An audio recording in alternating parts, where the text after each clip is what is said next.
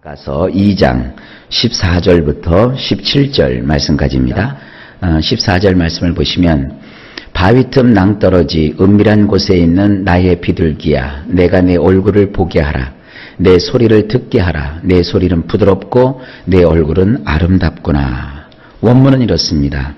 낭떠러지 은신처들, 깎아지른 절벽 은밀한 곳에 있는 나의 암비둘기여, 당신의 모습을 내가 볼 수 있게 해주세요. 당신의 목소리를 내가 들을 수 있게 해주세요. 실로 당신의 목소리는 감미롭고 당신의 모습은 아름다워요. 이거는 남자가 여자에게 하는 얘기입니다. 쉽게 얘기하면 우리 예수님께서 우리를 향하여 말씀하시는 그와 같은 이야기입니다. 근데 여기 보면 다 명령조로 되어 있어요. 가만히 그 상황을 생각해 보세요. 여기 이제 암비둘기 한 마리가 있습니다. 이 지금 암비둘기가 어디에 있습니까? 이 낭떠러지. 이 낭떠러지에 보면 새들이 이렇게 머물 수 있는 은신처들이 이렇게 있어요. 그리고 또 한 번 강조를 하죠. 깎아지른 절벽. 아주 그 낭떠러지가 깎아지른 듯한 절벽이에요. 근데 그곳에 아주 은밀한 곳이 있어요. 이 틈바구니가 있는 거예요. 거기에 이 암비둘기 한 마리가 있어요. 근데 이 분이 얘기하는 겁니다. 당신의 모습을 내가 볼 수 있도록 해주세요. 모습을 보고 싶어 했고요. 또 하나는 당신의 목소리를 내게 들려주세요. 왜냐하면 당신의 목소리는 감미로워요. 당신의 모습은 아름다워요. 이 히브리어로 보게 되면 이렇게 대꾸가 되어 있어요. 모습, 목소리, 목소리는 감미롭고 모습은 아름답다는 거예요. 이 상황은 우리에게 있어서는 기도라는 상황과 딱 맞습니다. 너가 기도할 때 공회나 사거리에 서서 사람들이 보는 앞에서 큰 소리로 떠들면서 날 좀 보소 날 좀 보소 하면서 기도하는 게 아니다.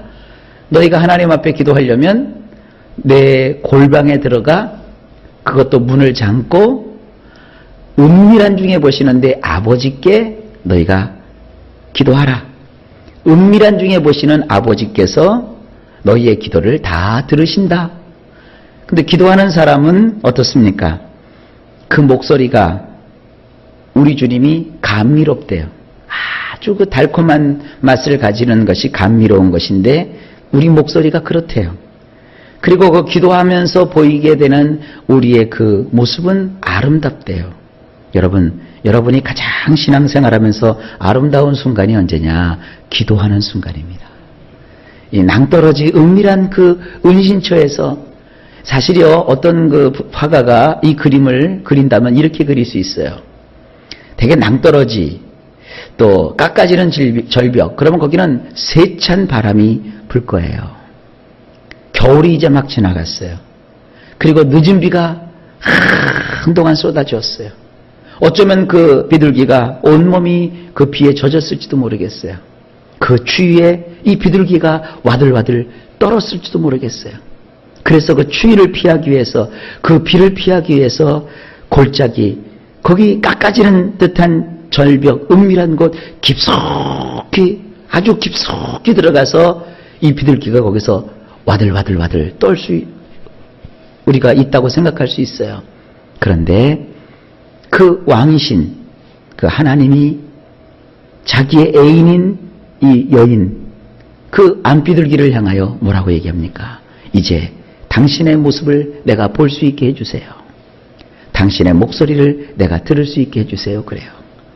우리 성도는 우리의 기도의 상황은 깎아지른 듯한 은밀한 초소, 그 절벽, 그 사이에 난 그 틈바구니에 추위와 그 비를 피하여 깊이 들어가서 두려움 가운데 와들와들 떠는 존재일 수 있습니다.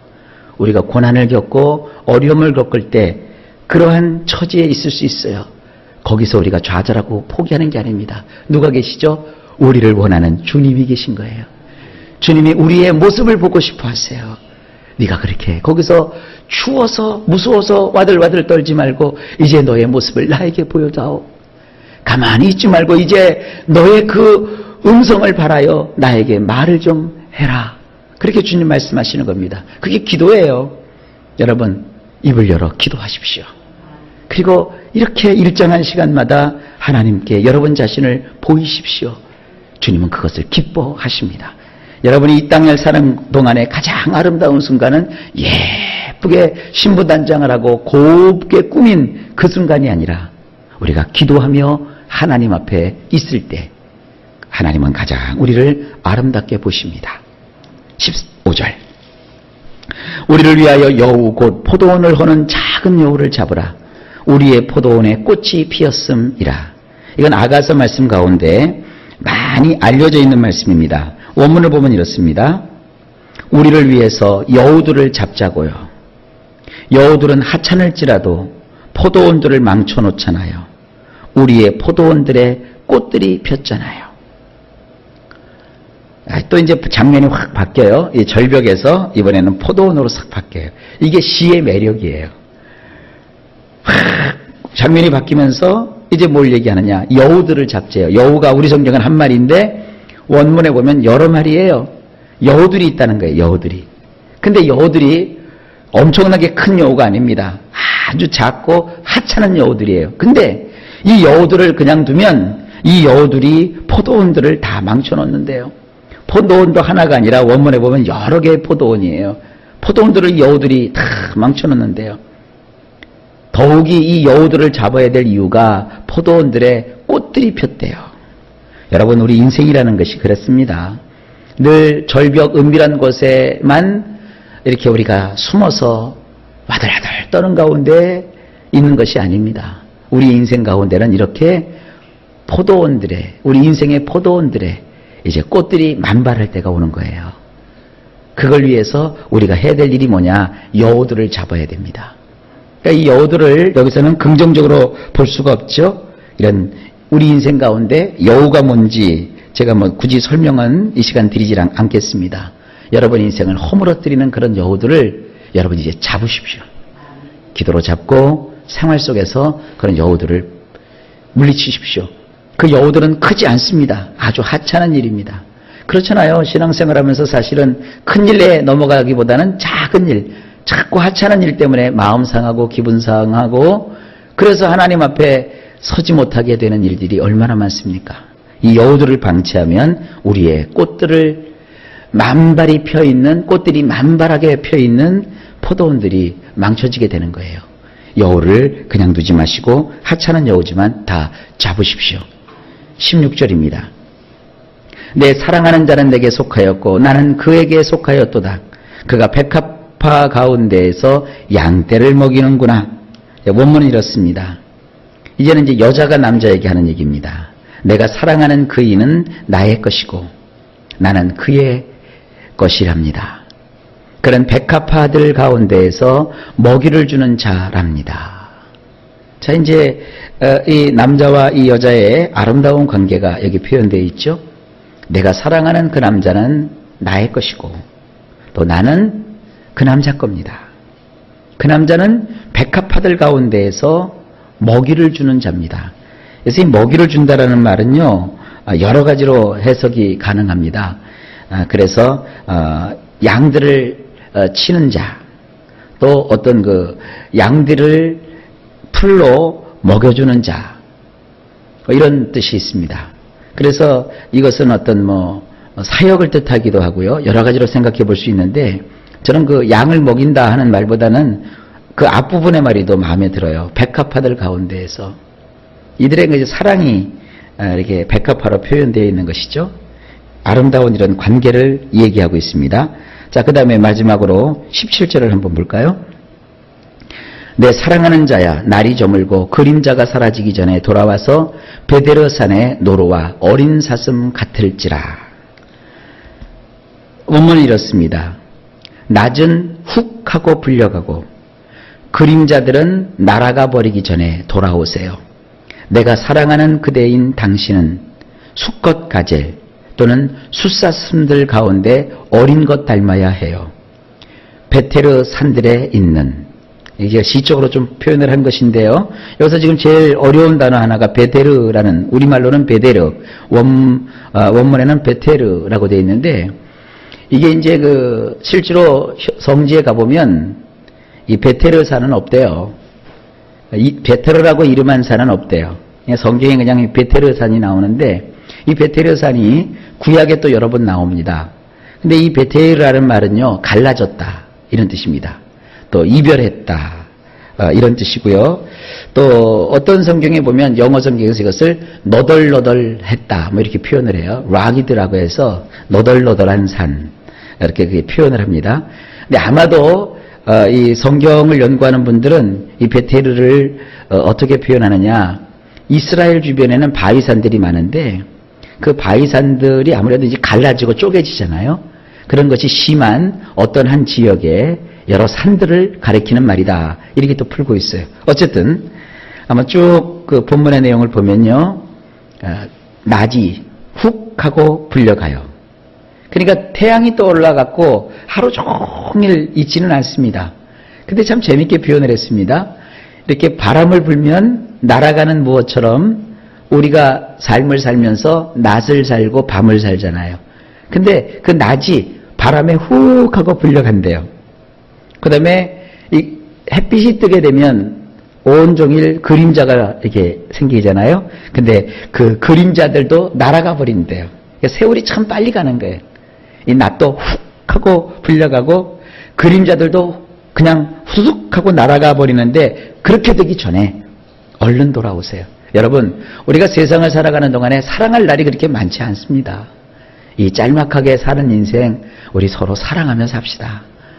미워하고 막 원망하고 저주하는 게 아니라, 우리 인생이라는 것은 말이죠, 청춘과 우리가 젊음이라고 하는 것, 이것은요 한낮이 지나가는 것과 같은 거예요.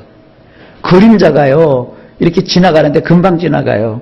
아침에 그림자 거기다 못을 박아놨는다고 해서 그림자가 가만히 있나요? 그냥 또 지나가잖아요. 그게 인생입니다. 그러면서 그가 표현합니다. 내가 사랑하는 그대인 당신은, 여자가 남자에게 얘기하는 겁니다, 수컷 가젤 또는 숫사슴들 가운데 어린 것 닮아야 해요. 이 굉장히 가젤이라든지 숫사슴의 새끼는요 굉장히 귀엽습니다. 여러분, 노루나 사슴 새끼 보면 눈이 초롱초롱하고 얼마나 작은 게 이뻐요. 얼마나 앙증맞고요. 그러니까 내 남자는 이 수컷 가젤 혹은 숫사슴들 가운데 어린 것을 닮았으면 해요. 근데 그게 어디에 있느냐? 베테르 산들에 있대요. 이 갈라진 틈바구니, 그 요소요소에 크레파스라고 하죠. 이렇게 구덩이가 있고요. 잘못 발을 디디면 거기 푹 떨어져서 죽을 수도 있는 그런 위험천만한 이 베테르 산에서 공둥공둥 뛰어다니며 사는 수컷 가젤, 숫사슴들, 그게 나의 애인이라는 거예요. 지금 이 전체 분위기가 굉장히 가볍와요. 그러나 거기에 또 이 위험이 도사려져 있어요. 이런 세상에서, 갈라짐이 있는 이런 세상에서, 혹은 또 남자와 여자가 만났다고 해도 어떤 일 때문에 서로 또 금방 갈라지기도 하잖아요. 결혼을 약속해놓고도 갈라지기도 하고요. 실제로 어떤 사람은 결혼을 해놓고 나서도 갈라지기도 하고요. 또 어떤 사람들은 평생 짝사랑만 하다가 끝내버리기도 하고요. 이게 세상이에요. 이러한 데서 우리가 마땅히 어떻게 살아야 되느냐? 한 남자와 한 여자가 사랑하는 것밖에 없어요. 이 주님과 우리와의 관계가 그래요. 이 세상 시간도 지나가고 우리가 남겼던 그런 발자취도 다 지나가 버리고, 우리가 사는 이 세상은 중간중간에 이 베테르, 다시 말해서 갈라짐이 있고 깨어짐이 있고 위험 요소가 있어요. 그러나 주님과 우리와의 이 관계인 이 사랑은 영원한 거예요. 주님 밖에는 없습니다. 주님을 사랑하십시오. 십자가에서 피 흘려 죽으시고 부활하시고 우리를 건지시고 구원하신 이 예수님을 우리가 꼭 만나고 이 주님과의 아름다운 사랑을 여러분 누리시기를 예수님의 이름으로 축복합니다.